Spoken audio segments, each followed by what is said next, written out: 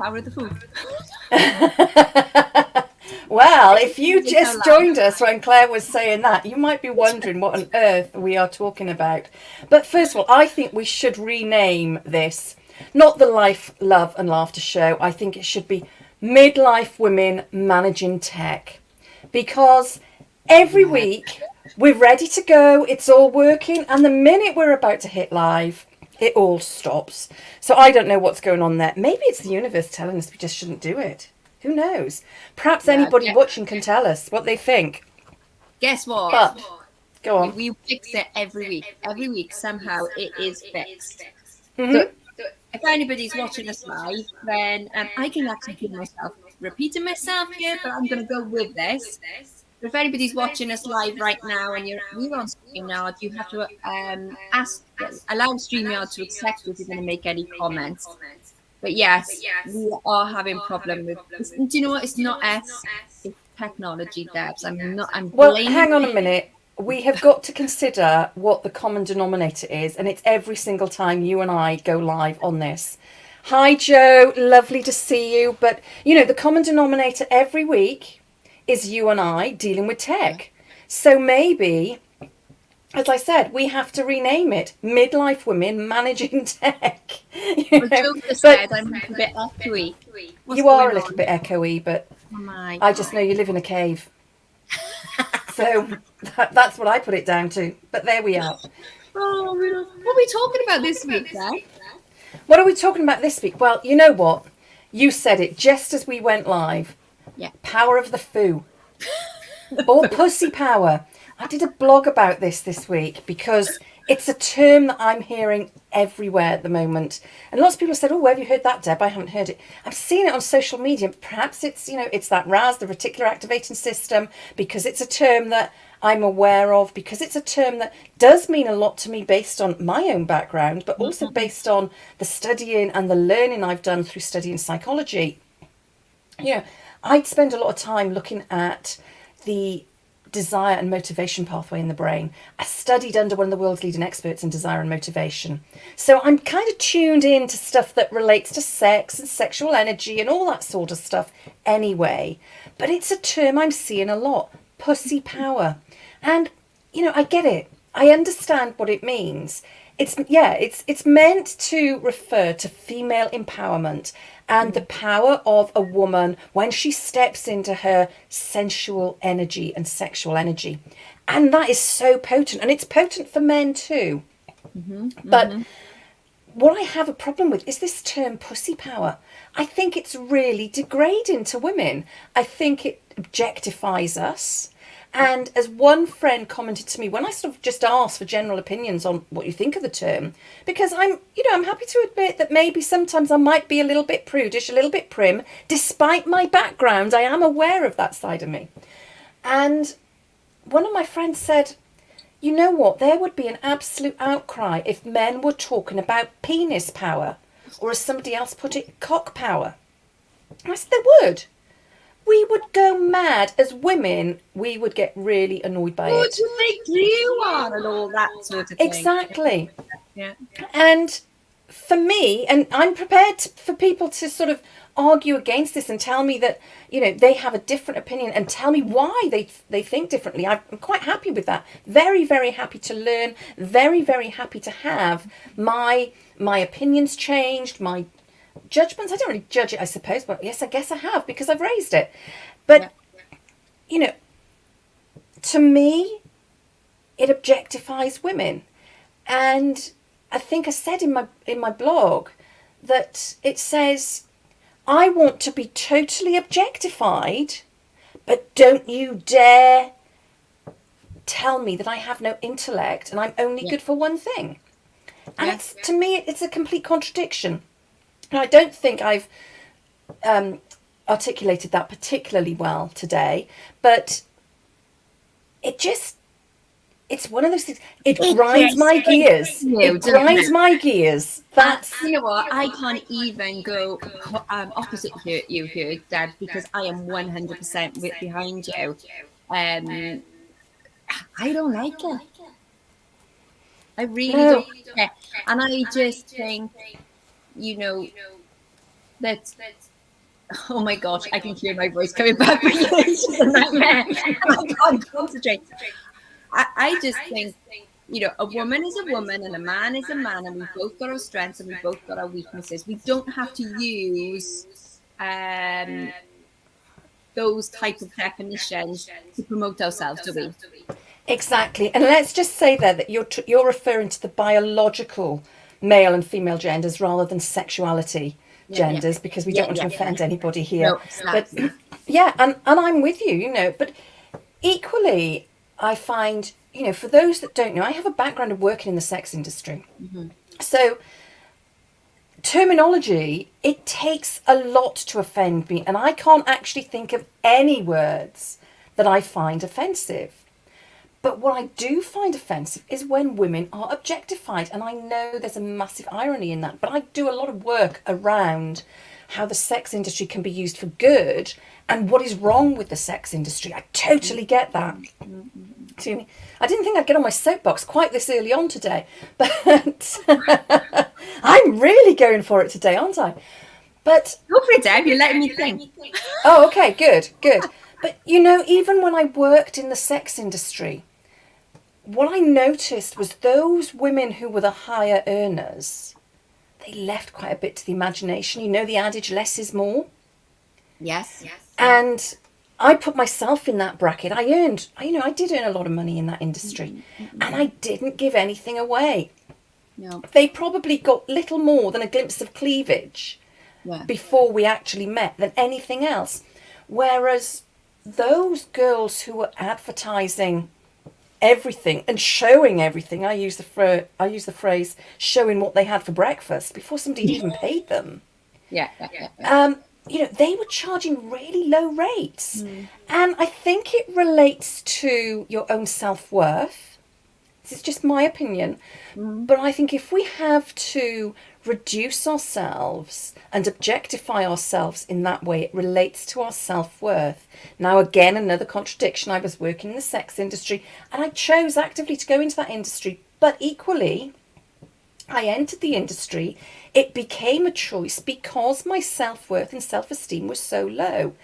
As I worked through the industry, as I got to know the industry, bizarrely, it was the thing that raised my self-esteem, self-confidence and self-worth. So, there are good aspects to it.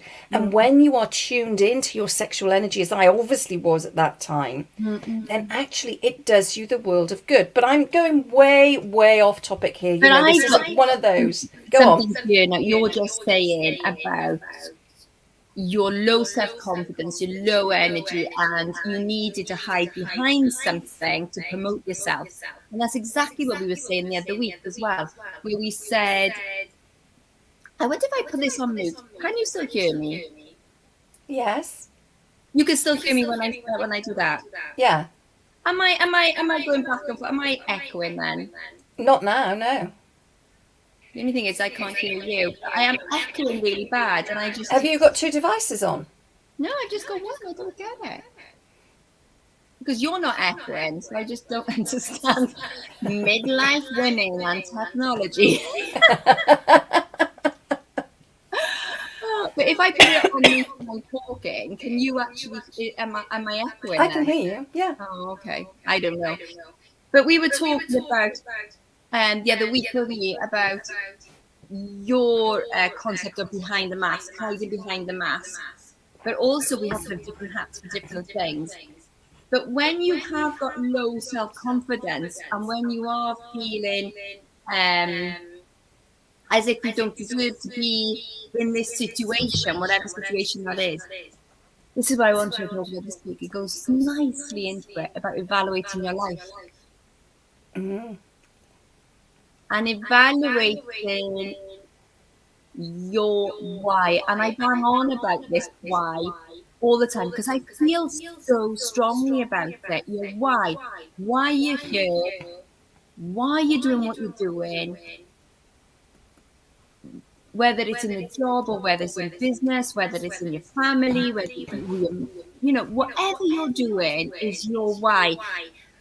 And you've done it, and I've done it, and we've really, really sort of dug deep into who we are. And do you know what, Debs? It's a frightening place, isn't it? Oh, absolutely. When you admit why you're doing things, because it means having to admit sometimes that Yeah. and acknowledge the times that weren't good. I do what I do because of the worst days of my life. Yeah. That's why I do what I do. And it was all about, I don't want anybody else to have to feel anything like I'm feeling at this moment. Yeah. And I remember that was my motivation to get up off the kitchen floor to go and get myself showered and washed. I'd lived on my kitchen floor for about 3 weeks. I was feral.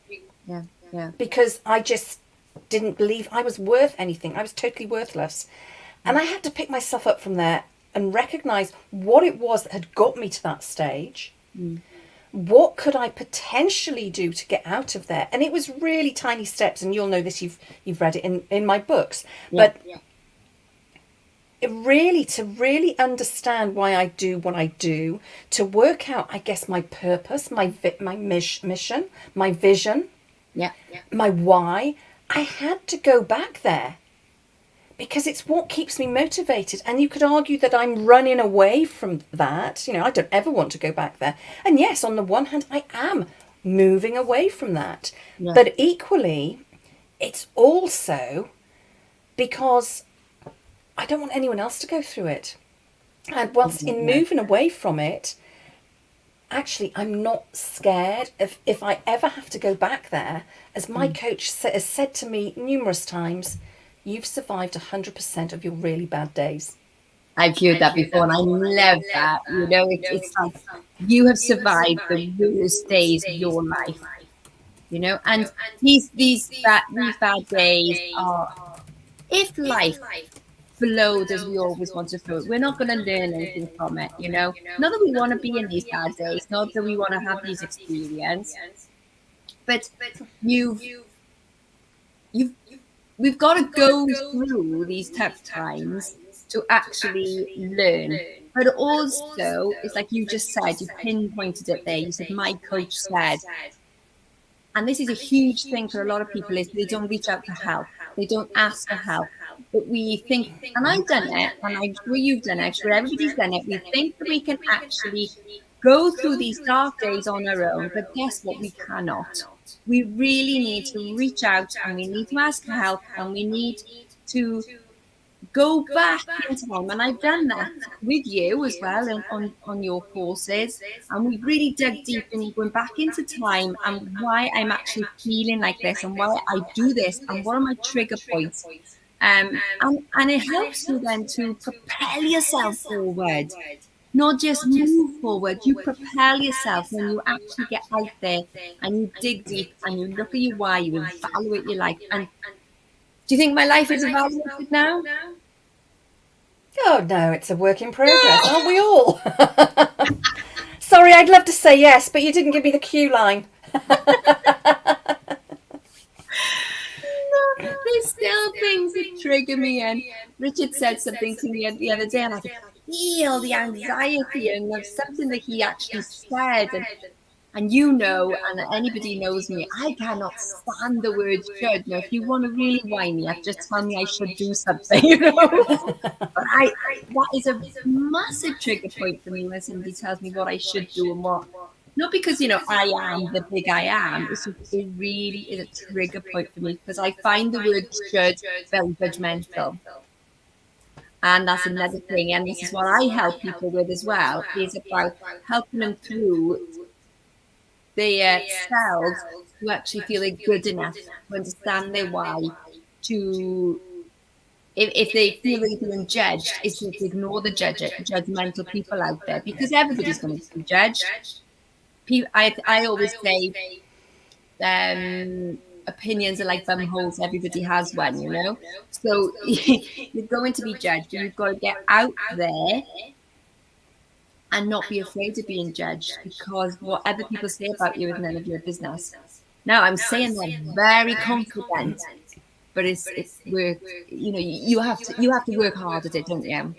Oh, absolutely. And it's like anything, all of these tools that we learn when we have coaching, if we don't use them, we lose them. It's like our muscles. We keep going to the gym, or we keep, I go running, But I have to maintain that. Not necessarily because I desperately want to be pounding the streets a couple of times a week, but because I want to maintain the same fitness level. Mm-hmm. And I know from my own therapy, counselling, coaching that I went through, if I didn't keep doing that until I was in that place where I thought, okay, I can handle this on my own now, then I would have been right back where I started. But even now, I still have coaching. Yeah. It's that little maintenance call, if you like. It just keeps me going, just like we service and MOT our cars. We get our boilers maintained and serviced. All of those sorts of things. We go to the dentist regularly. We get our eyes done. We go to the hairdresser regularly. All of those things. It's about maintenance, and it is so, so important. Because I tell you what, without my coach or coaches, I've worked with several coaches, and I go back to a couple of different ones for different things. Yep. Without them, oh my goodness, I don't know where I would be right now. I certainly wouldn't be here talking to you, that's for sure. I wouldn't be talking to you either. Exactly. And it is so, so important to ask for help. But, you said at the start of this, asking for help is really difficult. And it is, we started this by me saying I didn't want anybody to go back to have to go through anything like I went through. What is our why? Because it's what drives us.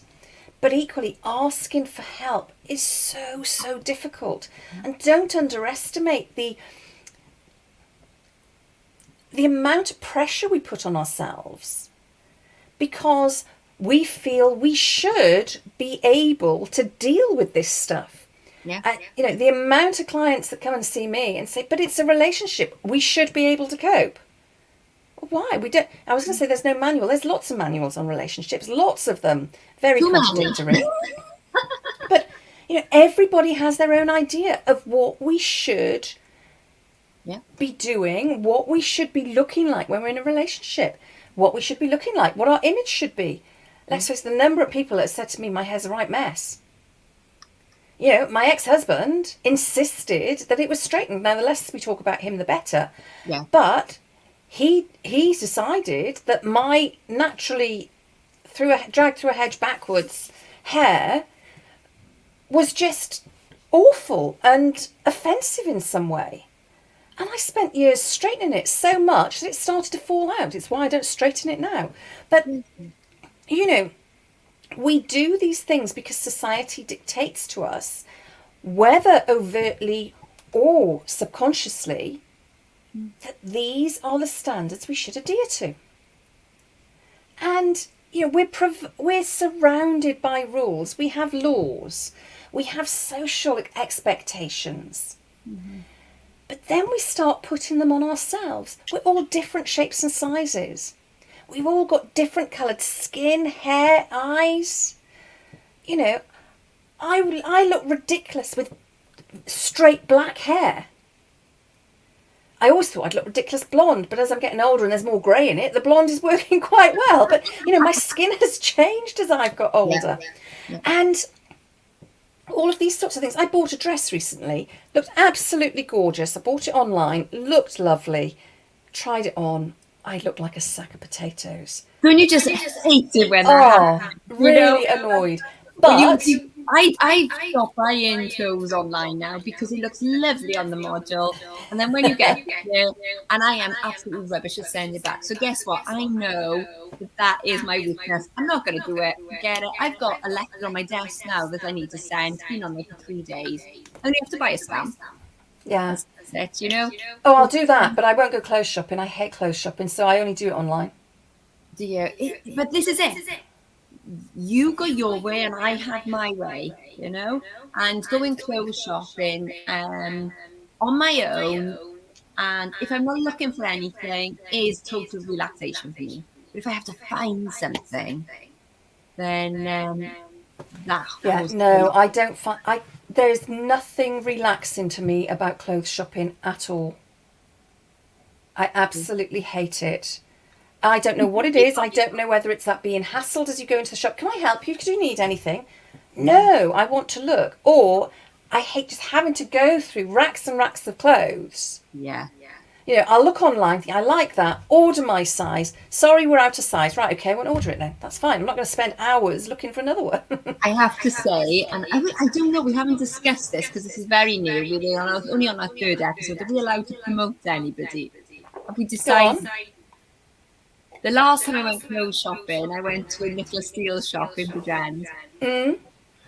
And ladies out there in South Wales, it's the best experience ever because I literally was in the shop. You're not forced to buy anything. She's super kind. She's super friendly. I'm in the change room. She's handing me things that suit me. And I get dressed. I loved every single thing. And I bought 2 outfits. I only went in for one. That's never ever happened to me before, And I put on a couple of things. She said, "Oh, no, I don't like them. Take them off." So that's what I loved is the Authenticity. authenticity of her and of the service that I actually got. Because I don't like it when you go into a shop and they say, "Oh, it's beautiful on you." And in a shop, it does look nice. You get home, you try it on, you think, "But that's absolutely ridiculous and awful." And there was the dress that I wore to the ball, the green dress, Yes. I had so many comments about that, and I felt so good. So that was an amazing That was service, stunning, that dress. and I loved that service. And I think, yeah, it's just a lot of time and a lot of effort, that you have to do in the clothes shop. But going back to that bit when you said we're all different shapes and sizes. When we're younger, we've got this idea, haven't we, in our heads of how we're supposed to look. But if our younger selves actually sat back and looked at everybody, then we would actually see, and I don't know if we can see at a young age, the different shapes and sizes. I think we do, but we are also being conditioned from that early age as to what isn't acceptable. Yeah. Maybe our mothers, our aunties, our grandmothers are on diets. So many women. I've got a family member who I don't recall her ever not being on a diet. Yeah. And she's in her mid-60s now. Right, no, she's not. She's 70 now. And I believe she is still on a diet. Wow. My cousin ended up with major eating disorders and they couldn't understand why. And I remember I was probably in my early 20s then, hadn't started studying psychology then, but in my early 20s and saying, well, surely it's because her mum has been dieting all of her life. Yeah.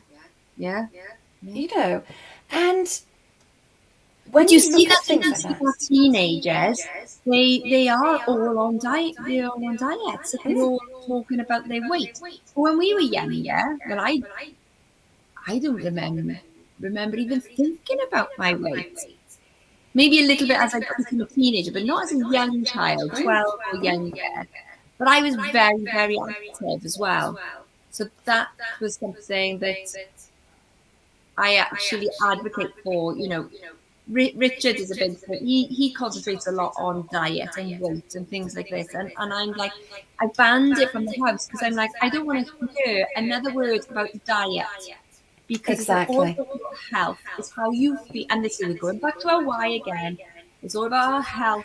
It's all about our brain fitness, like you say, keeping our brain healthy and keeping our bodies healthy as well. However you feel comfortable in doing that as well. I went through a stage, I'm still going through it a little bit now, with activity. My activity levels have gone down, lack of motivation, and, a lot of anxiety, what we've been going through lately. But actually going outside and in the fresh air for 10 minutes a day is my makes a huge difference. Yeah. And my why is that we've got 5 puppies, and I said to Richard, do not feed the puppies because I want to go out and deal with them, and that's making me go out. It's my responsibility. Mm-hmm. So I know I need that responsibility to do it. And yeah, just going outside, and it's snowing right now, and I'm nice and warm in the house, and it's cold, and I'm like, wow. I know I have 5 little puppies out there that relying on me to take them out. So that is, I found my way of dealing with things. Mm-hmm. And everybody else have got their different ways, haven't they, of dealing with things. So the scary thing is to look at your why. Absolutely. And when somebody says to you, "Who are you?" And I find this in quite a lot of our groups, and I notice this, is that when I say, "Oh, can you introduce yourself?" And somebody will hide behind their role as a person because, and I'm thinking, okay, so you're not ready to be yourself yet. Because if we're hiding behind our role, our husbands, our children, uh, our careers, look at ourselves. Who am I? But isn't it so difficult to say, who am I? Because again, we are conditioned to put labels on ourselves. Yeah. So, I'm the real relationships expert, I'm a relationships coach. Yeah. Then I'm a mum, I'm a partner, I'm a daughter, I'm a sister, I'm an auntie, I'm a midlife woman. But actually, who am I? What makes me tick? But you've done enough work on yourself, but they're all your different hats. Exactly. Not hiding Exactly. behind the mask. Exactly. Yeah, I turn up the same pretty much everywhere. This is me. Yeah, I'm getting there. This And is saying that, isn't it? I just wear different clothes. That's all. That's all it is. But Yeah. pretty much, this is me, and that stems. As you know, I had a really successful business about 17 years ago, and I had a client. There were two incidences in that business which made me start looking at who am I and how am I presenting. And the one client said to me, "I had no idea you had a baby." Now, I'd started that business when my son was 3 months old. The client had been with me for 6 months before they knew I had a baby at home. Wow. Because I really compartmentalised. This is business, this is family. The two were never to mix. And that was as a result of my background, my corporate background, where, you left your family and your personal life at the door. So I understood that. And then there was another client who, on a weekend, walked past me in the street, didn't recognise me because I looked so different. Really? Mm-hmm. That's then, isn't it? Because I would go into work, into the business, I would be suited and booted, my hair would be up, I'd have makeup on, and on the weekend, I was jeans and t-shirt, hair like this, or tied back, no makeup. And I walked past and I saw my client. I said, "Oh, hi, John," or whatever his name was. "Hi, John." And he looked at me. Oh, Deb, hi, I didn't recognise you. And it was because, and I know I look so different. I've had people who are close to me before say, "You look so completely different in, say, those two photos, or when you're outside of work and when you're in work." And over the years, I thought, actually, why? Because what I look like doesn't change my ability to do what I do. No. And some days I want to dress down, some days I want to dress up, some days I want to wear makeup, some days I don't. So what? And that's fine, but let's bring that across all areas of life. The other week I got really fed up. As you know, I work from home and I've been working from home since lockdown. I said, I'm sick and tired of working in my jeans. So I got myself dressed up. I put a dress on, I put a pair of heels on, and I sat here. I wasn't seeing anybody. I think the postman got the benefit of it. That sounds really bad. I don't mean that. Whoa. That sounds so bad. Can you rewind the line?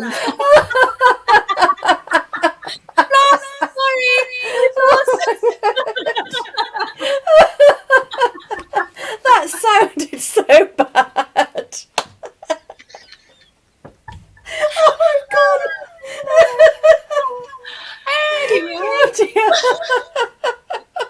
I did the same though. I started to feel I wanted to try. I'm sort of like letting you compose yourself.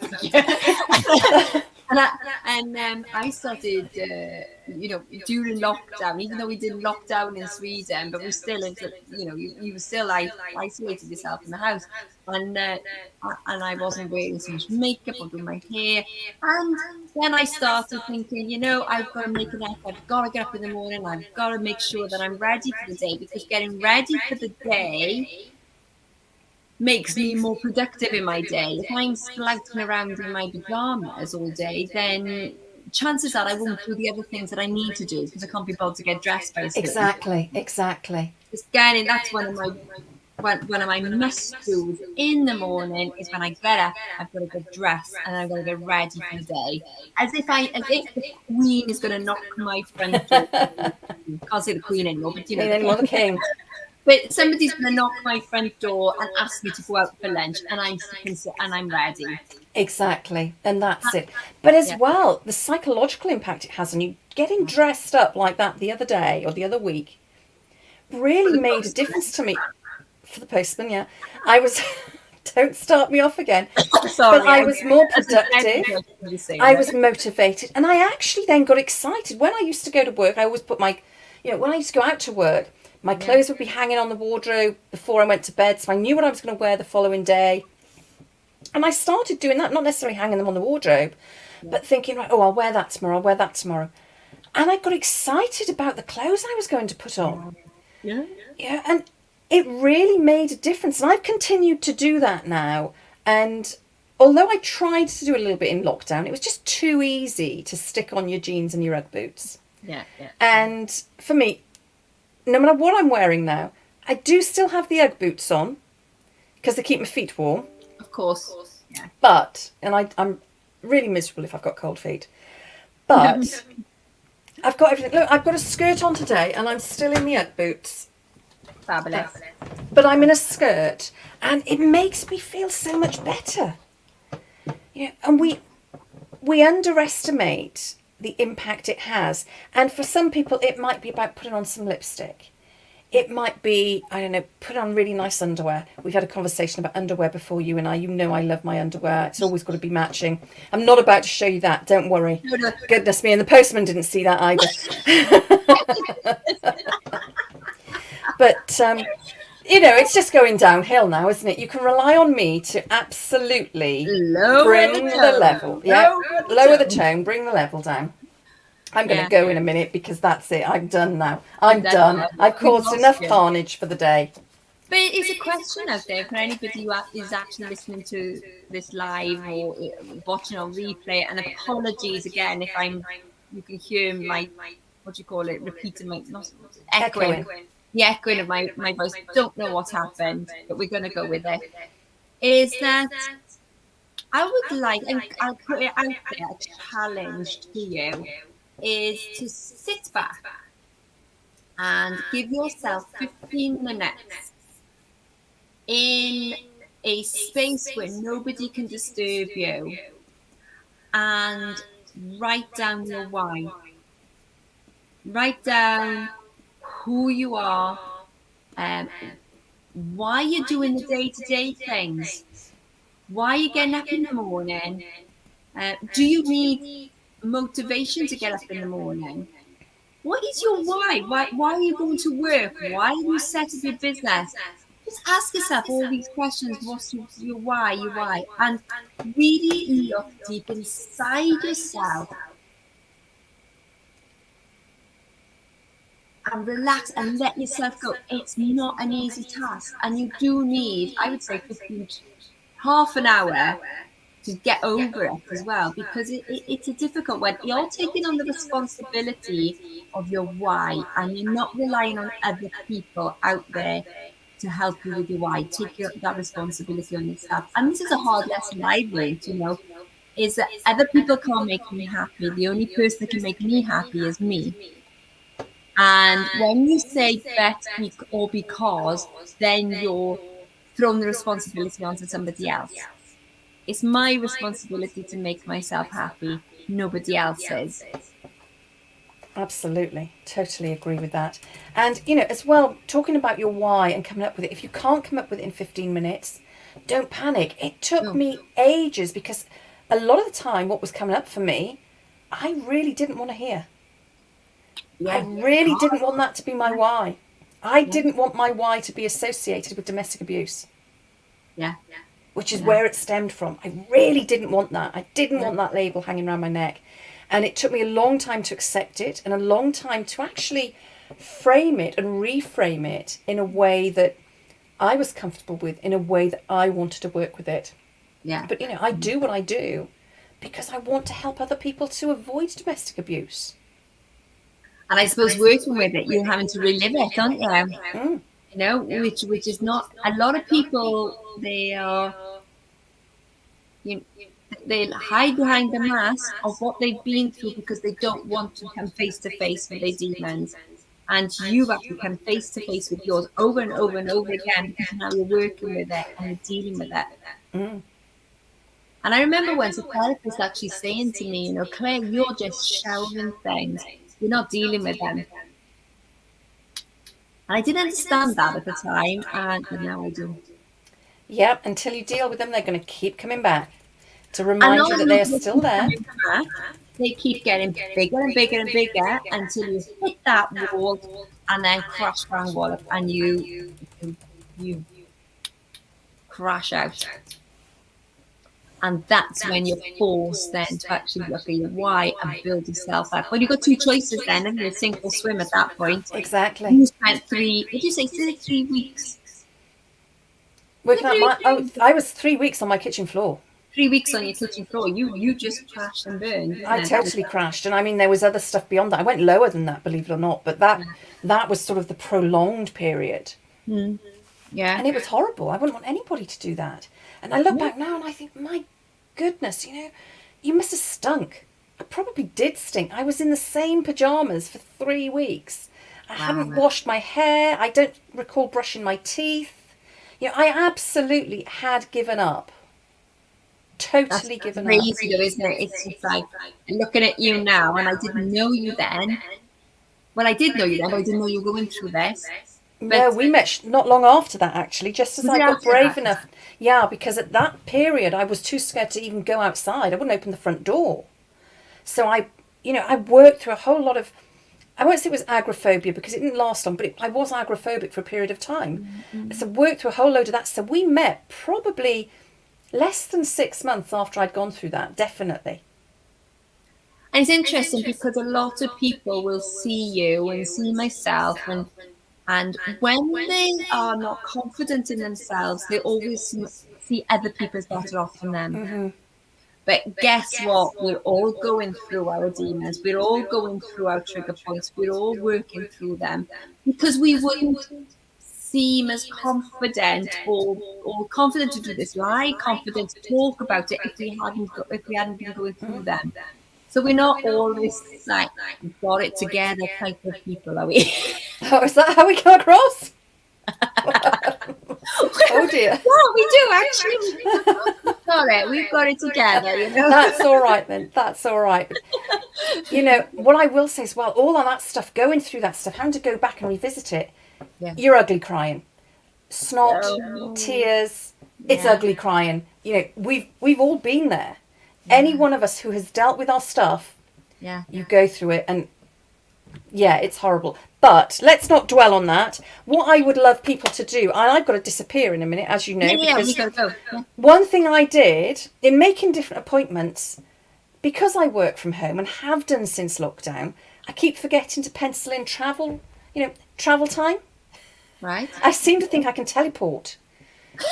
Maybe I've got a TARDIS in the garden, I don't know. But I suddenly remembered, actually, I need some travel time to get from A to B in the time I need to get there. So I'm really sorry about that. But what I'd really like people to do, you've laid down a challenge, you've asked people to take some time out to think about their why.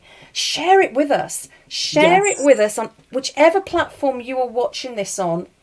And it's on both of our Facebook groups and pages. It's on both of our YouTube channels. It's on both of our LinkedIn pages. Just one LinkedIn. Or it's on my LinkedIn profile. You know, please share with us what your why is, because these whys are so important to get out there, and so many of us keep them together. And you know, quickly before we go, we'll share our whys. And my why I do what I do, what gets me up in the morning, is I want to reduce the prevalence of domestic abuse worldwide. It's huge, but it's what keeps me going, because I'm doing that by helping just one other person at a time. Slowly and steadily. I'm like the hare like the tortoise rather than the hare, shall I say. But that's my why, to reduce the prevalence of domestic abuse worldwide.